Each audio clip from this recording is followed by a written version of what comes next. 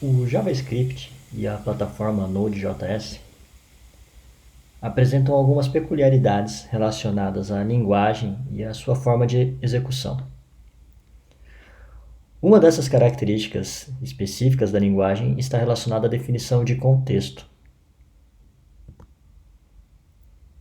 Para exemplificar o que representa um contexto nesse cenário que eu estou mencionando, vamos considerar a seguinte classe, que é uma classe implementada utilizando o formato de ECMAScript 6 do JavaScript.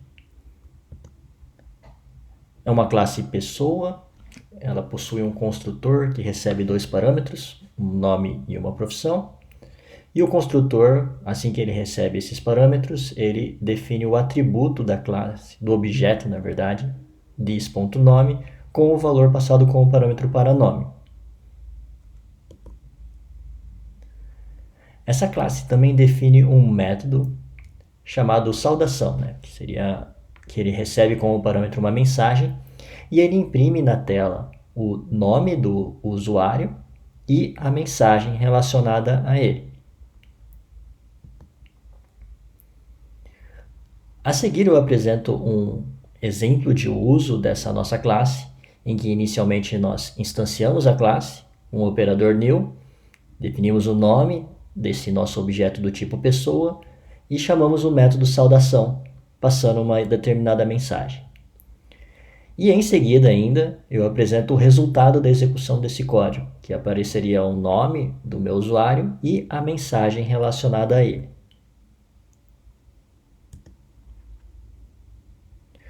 No JavaScript, existe a possibilidade de eu manipular o contexto de execução de um determinado método ou função. Para exemplificar isso, eu trago o seguinte trecho de código, em que eu declaro uma variável A com o valor de um objeto definido com um nome e com uma propriedade de profissão. Em seguida, eu uso o meu objeto do tipo pessoa, eu faço uma referência ao método saudação desse meu método, só que dentro desse meu método eu chamo o método call. O método call ele permite eu trocar o contexto de execução da minha função. Ele vai chamar o método saudação, no entanto ele vai trocar o contexto de execução desse método. E ele vai considerar como contexto da execução do método saudação o meu objeto A, recém-definido. E ele vai passar como parâmetro para o meu método saudação a string conforme ela foi definida no segundo parâmetro da chamada do método call. A execução desse código vai ter um resultado um pouco diferente. Se vocês observarem, ele vai imprimir o nome do usuário e a mensagem. No entanto, o nome do usuário, nome da pessoa definida no meu objeto, não vai ser o mesmo nome que apareceu anteriormente. Isso acontece porque nós trocamos o contexto da execução do método saudação para que ele tivesse como contexto o objeto A, sendo que o objeto A ele possui o nome de Gabriel e não o nome que nós definimos para o objeto pessoa anteriormente. Basicamente, quando nós fizemos a chamada do método call, passando como primeiro parâmetro o objeto A, nós definimos que o contexto de execução do método saudação ele deve ter como contexto o meu objeto A. Isso significa que qualquer referência a palavra-chave this dentro desse método vai fazer referência ao objeto A, não mais ao meu objeto do tipo pessoa. Dessa forma, quando nós fazemos a referência ao this.nome dentro do nosso método de saudação, ele está recuperando dessa vez a propriedade nome do meu objeto A, ao invés de recuperar a propriedade, o atributo nome do meu objeto do tipo pessoa.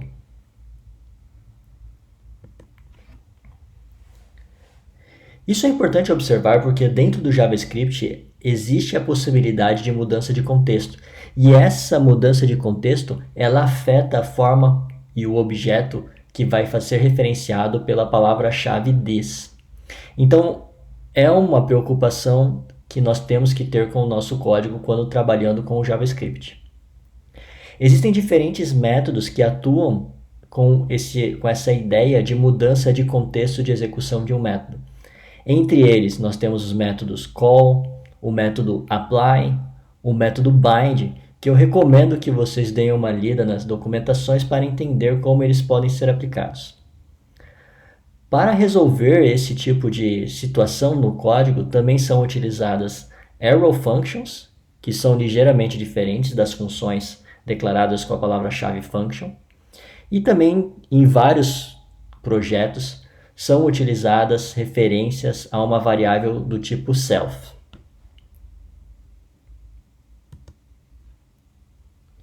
Para exemplificar uma situação, problema da mudança de contexto de execução de um método, vamos considerar a seguinte classe, pessoa.txt. Essa classe pessoa.txt ela é uma classe similar à nossa classe anterior, no entanto ela tem um método a mais e algumas peculiaridades. Inicialmente ela tem um construtor, esse construtor recebe como parâmetro um nome de um arquivo e armazena esse nome de arquivo como um atributo do nosso objeto. Em seguida, ela tem um método chamado lerNome, e esse método lerNome, ele executa a leitura de um arquivo de texto do sistema operacional. E ele tem uma chamada de callback, que vai ser executada quando a leitura de arquivo for finalizada. Dentro desse método de callback, basicamente, ele vai recuperar o nome, na verdade um dado do nosso arquivo do tipo texto, e vai armazenar ele no atributo nome da nossa classe, pela referência this.nome, conforme vocês podem ver na linha 28. E por fim, ele vai chamar o método saudação, na linha 29, passando como parâmetro um nome carregado. Por fim, ele apresenta também o método saudação, e esse método saudação ele é similar ao nosso método saudação da nossa classe pessoa anterior, que ele simplesmente faz um console log, ele vai imprimir o nome o nome da propriedade definido para nosso objeto do tipo pessoa, e vai apresentar a mensagem também atrelada, que foi passada como parâmetro para esse método. Considerando esse código, ele vai apresentar um resultado um pouco diferente do esperado normalmente. Para executar esse código, vamos considerar que eu tenho essas duas linhas que são executadas. Na primeira linha eu faço uma declaração de uma variável P2 que recebe um new pessoa.txt, e eu passo o nome de um arquivo texto definido dentro do meu sistema operacional, de um path válido no meu sistema operacional.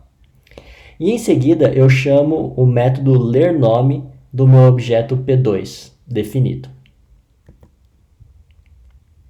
O resultado dessa execução vai ser um erro de execução, e esse erro de execução ele vai acontecer especificamente na linha 28 do nosso código, e basicamente o que ele está reclamando ali é que ele não consegue ler a propriedade nome de um objeto do tipo não definido. Isso caracteriza um aspecto da linguagem, né? Que o que acontece de fato, esse problema está associado à mudança de contexto da execução de uma função. Se vocês observarem entre as linhas 26 e a linha 30, nós temos o nosso método de callback, que vai ser chamado quando for finalizada a leitura do arquivo de texto. E especificamente na linha 28, nós fazemos uma referência utilizando a palavra-chave this, né? Na linha 28, nós utilizamos this.nome.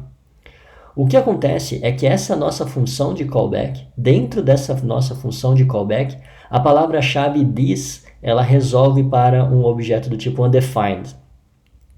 E como ela resolve para undefined, ela não possui a propriedade nome, e é isso que está acarretando o nosso lançamento da nossa exceção. Em outras linguagens de programação, é como se a referência do this resolvesse para um objeto nulo e eu estivesse procurando a propriedade nome de um objeto nulo. Na verdade, de um valor nulo, né? E aí, então, ele lança uma exceção.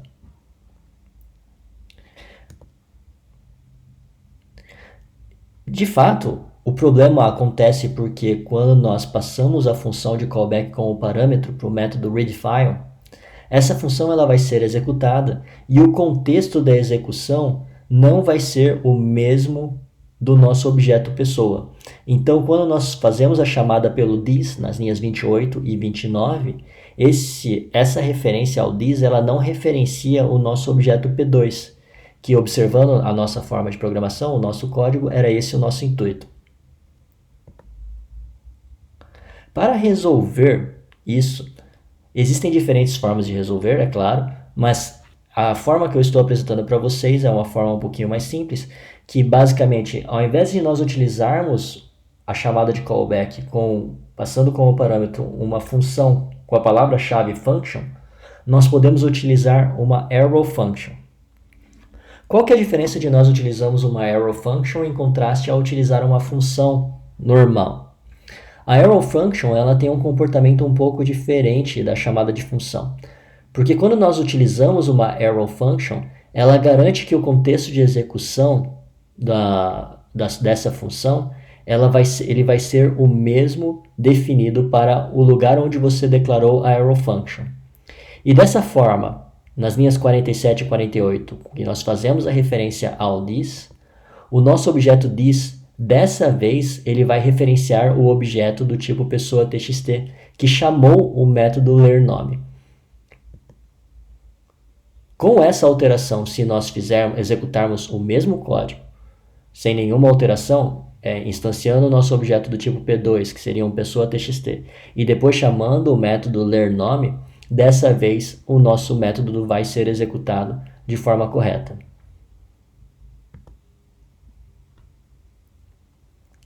Esse nosso exemplo é só um exemplo, né, dos milhares de problemas que às vezes acontecem quando nós estamos programando em JavaScript, que são associados à mudança de contexto. É uma peculiaridade da linguagem. Linguagens tradicionais como C, Java, normalmente não apresentam essa característica.